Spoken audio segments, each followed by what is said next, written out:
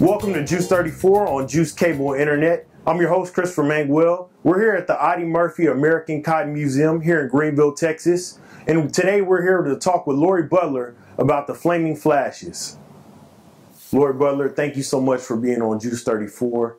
For those who don't know, who is Gussie Neal-Davis? Gussie Neal-Davis is the world-known creator of the Flaming Flashes, and then she went from here to Kilgore and created the world-famous Kilgore Rangerettes. It all started in Greenville, Texas, and if it wasn't for Gussie Neal-Davis, halftime shows that we have today and drill teams that are all across the nation would not be here. Can you tell us why Gussie Neal-Davis started the Flaming Flashes? From what I understand, and I always get this a little mixed up, but she grew up in Farmersville, Texas, and she was a little before her time. And she had gone off to Los Angeles. They were wanting to do, her family, of course, wanted her back in this area, and they were wanting to do something different with the physical education in Greenville. And so they lured her back here, and they started talking to her about what could she do for young ladies. And all of this is just her dream and her vision. And she came in and she started with PE. And she started having the girls dance in March. She used batons. She used all different types of props. And before long, she won them performing. And the football coach, Henry Franca, I think is his name, came to her and wanted to know if she could do something at halftime. And so she started putting her thoughts together to come up with what she would do and how they created the name, the Flaming Flashes. And I want to get this correct, so I'm going to read something from you. If you see me looking down, that's what it will be.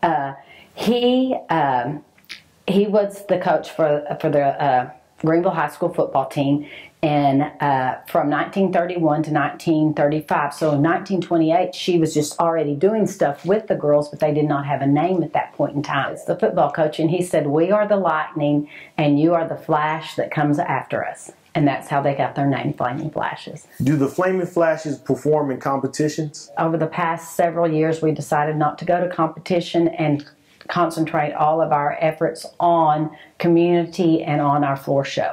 Our floor show is something that's completely different than anybody else. And what I mean by floor show is our spring show. And we do it along with the band. You just have to come and see it. When did you add Deborah Hoskins to the Flaming Flashes? When I first started, and of course for I don't know how long, but they were just juniors and seniors. And I had so many young ladies and I needed some help. And so I went to the principal and I asked if Miss Hoskins could be my assistant. And I gotten to know her at the high school. Her daughter was one of my flashes. Her daughter was also an officer. And she was just an excellent addition. And for years, she was at the high school. Now they've moved her and she's at the service center, which I don't like. I'd much rather her be at the high school. And the girls like it better when she's at the high school.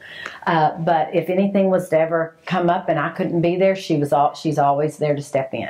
Ms. Hoskins, would you like to add any words? Well, when I came on board in 1996, I felt like this was a prime opportunity to embark upon with the young ladies and setting the tone and,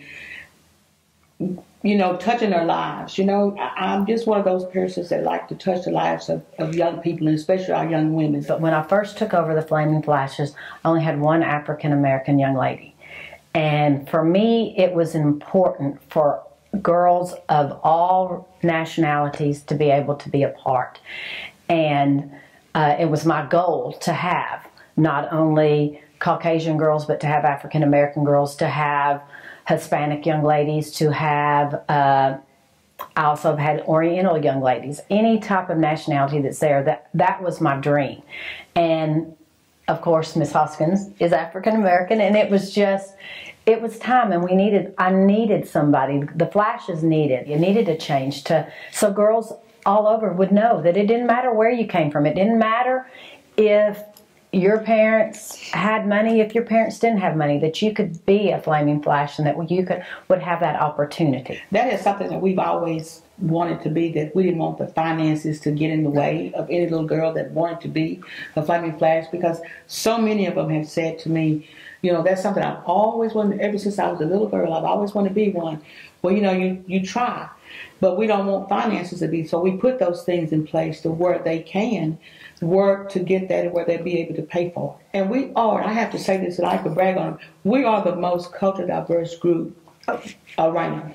Yes, we are. We are. We have everybody. We take everybody. When these girls graduate in May, they're still our girls. They can still call on us. We're still there for them. We have also had over the history of as us together as director. I credit it to Miss Hoskins and to my mother, because my mother taught at the high school and she was in charge of special education at the high school for years. But we've always in the past had a special needs young lady in Flashes. And they've performed part of our routines, and they've done some with us at floor show. So when we say we open it up to everybody, we mean everybody. The high kick, it's an attention grabber. Why is the high kick so popular? I really believe that it's popular because Gussie Neal Davis created that with the Rangerettes. With the Flaming Flashes, she did a lot of contagions, and she did a lot of points, and she did a lot of low kicks, about waist-high kicks like what the Rockettes do. But once she made it to and created the Rangerettes, then she just decided they were going to go even further. And so from that point, it's just all over. Because we were a drill team. Most high school drill teams, and even the Rangerettes and even the Apache Bells, are now more dance teams than drill teams. The Flaming Flashes will always be military, pom, and kick. Will be the main things that they do, because that's the history of it. What do the Flaming Flashes have on display at the Audie Murphy American Cotton Museum? What we have on display out here at the museum is the original Flaming Flash uniform.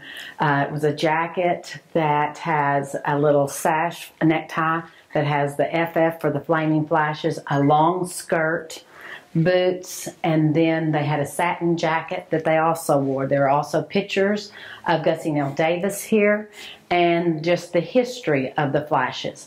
There's also a picture of the Kilgore Rangerettes when she first started the Rangerettes, and she started in Greenville as a PE, physical education teacher, and she took the young ladies from she took them and started creating dance and drill with these young ladies, and originally they called them a pep squad. They used batons and various different props. What period of dress are we talking about here? And I would say probably in the 50s they raised it a little bit higher, and then in the 60s it went above the knee. And so to the uniform that the girls will have on today. Jennifer Rico, and she is wearing and modeling for us the current uniform. This is a uniform that what we wear today, but it is also a takeoff of the uniform that the Flashes wore back, and what I wore as a Flaming Flash in the 80s. It is, the only thing different is I added red fringe and changed from a white leather belt to for the officers, a silver sequin belt. Their hats were always white, and now they're sequins. And so the original ones had no sequins, it was just plain satin twill. Is Major Alaria Mumphrey, and she is wearing another one of our traditional uniforms. Originally, what the Flashes had was the G for Greenville, and they wore these back. She originally had these back in the 20s, and in 1928 she came up with this one, and I have just updated it with the red sequins, and I wore one that was also of the satin twill that had the G, but there were no sequins in it.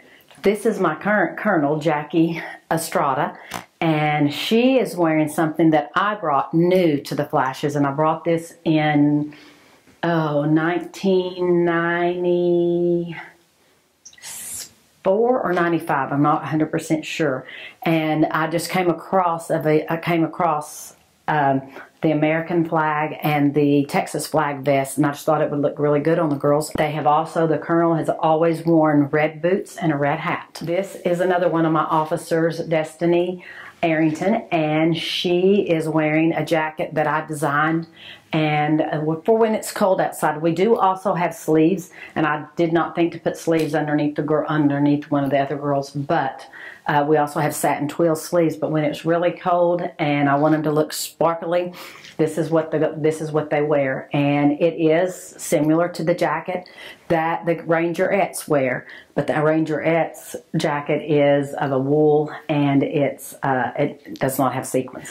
I had a vision of putting the girls out there with something, because they are called the Flaming Flashes, with something that had a flame on it. And I went back and forth with the lady named Patty for Cheers, etc., a company, and came up with various different ones, and this is the one that I ended up liking.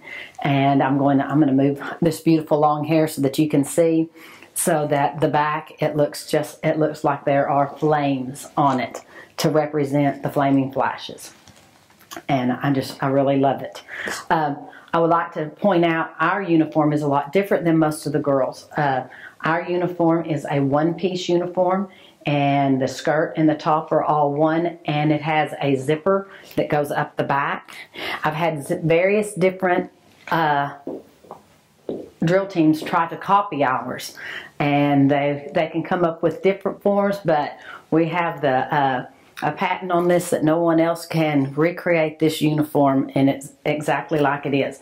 It is more flattering to their figures. If you have a little bit of hips, it's very flattering to you, because it cuts in and it's waisted, and it's also very easy to go to the restroom in. When most of the other uniforms, they have to completely undress because their uniforms are a bodysuit, and ours aren't. But that's our uniform. We'd like to thank Lori Butler and the Flaming Flashes for all their contributions to this program. And thank you for tuning in to Juice 34.